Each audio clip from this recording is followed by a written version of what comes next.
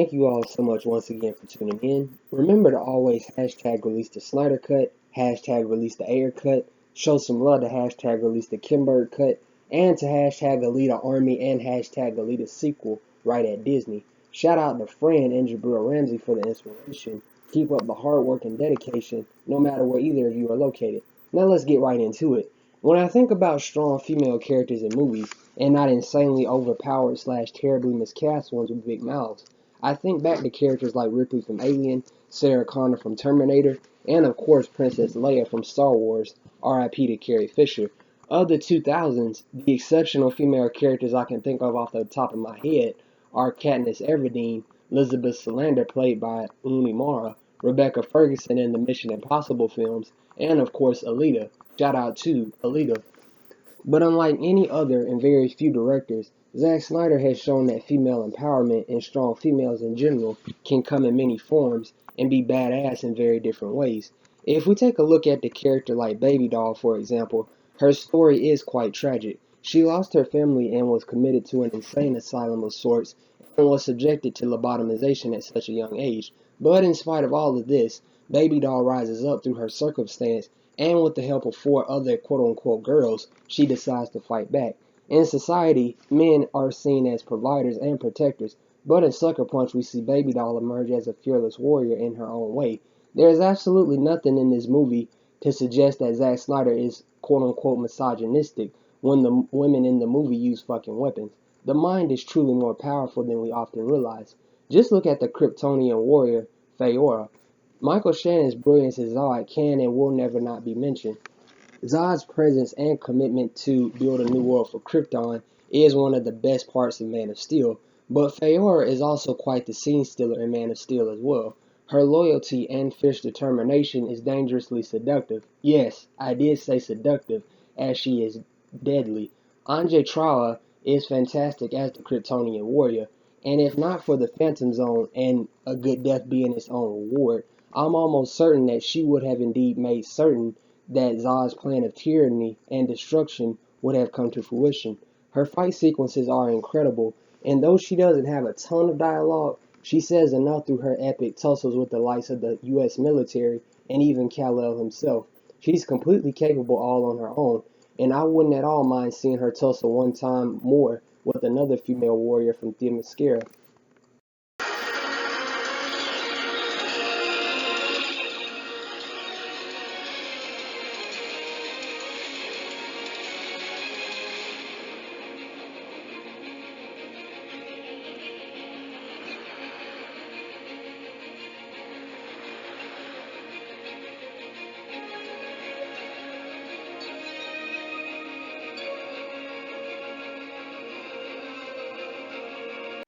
Feora is a fearless and relentless and very lovely warrior all on her own, but she's not the only example. One thing that the DCEU has been consistent with in all of the films except Justice League is the family theme and highlighting the impact that the mothers have on the central character.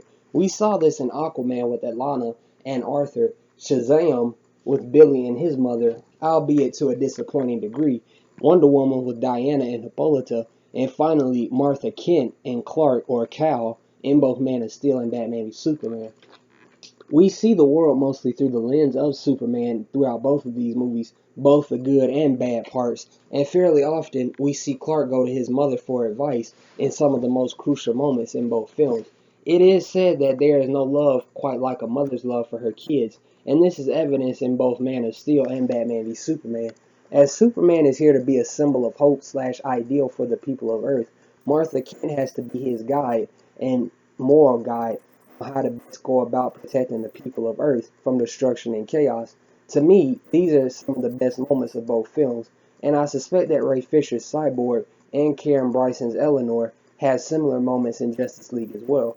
Nonetheless, Martha Kent seeing the goodness in Clark and even telling an evil Kryptonian hell-bent on genocide to go to hell without blinking makes her another notable female character. Amy Adams rarely gets the credit she deserves as an actress, and even more so as Lois Lane. I am baffled at the individuals who truly believe that Henry Cavill and Amy Adams have no chemistry, and that Amy Adams is somehow too old for Henry. Yet these same individuals probably bought Pepper Potts' reaction to Tony dying in Endgame. At any rate, Amy Adams' Lois is one of the best female characters out there in my opinion, due to her fearlessness in finding out the truth as a reporter and her genuine love for Superman. She's shown in both films that she is not only willing to be right alongside Superman in cataclysmic danger, but that she herself is willing to go to deadly lengths, all in the name of figuring out the who and what and the why and where. Her reaction to Superman's death, much like Martha's in Batman v Superman, is tragic, and similarly to Martha, she is his world, and one of the few that continuously see the good in him and what he stands for. You can also add Silk Spectre or Laurie from Watchmen to that list as well. Fearless warrior who teams up with the other Watchmen and deals with the likes of Ozymandias and Dr. Manhattan. She too throws down with the best of them and has no trouble holding her own. Gal Gadot's Wonder Woman is also another great example. With her sensational debut in Batman v Superman, first as Diana and finally as Wonder Woman, she emerges as a powerful, capable, and fierce warrior who also does what she can to protect the people of Earth. Her initial naivety about the people of Earth to her realization that there is good and bad, or light and dark in all of men in Wonder Woman, only further led her to be a defender and a warrior, and she is always willing and ready to step in the fight, no matter how sizable the danger may be. I guess the point in all of this, or the point I'm trying to make, is that the female characters that are heroes in Zack's films come in many forms, and each serve their purpose in a unique way. They inspire the best in the fans of these films and do good because it is the right thing to do, and usually do it in a badass way. I guess for the critics and the negative side of film Twitter, also known as Hades, where folks love to complain about everything, I'd ask them, are you actually watching these movies carefully, or are you legally blind? Nothing misogynistic, skimpy, or disgusting about the way these female characters are handled. If we should want empowering female characters and more empowering female characters, Baby Doll, Wonder Woman, Martha Kent, and others would all like to have a word.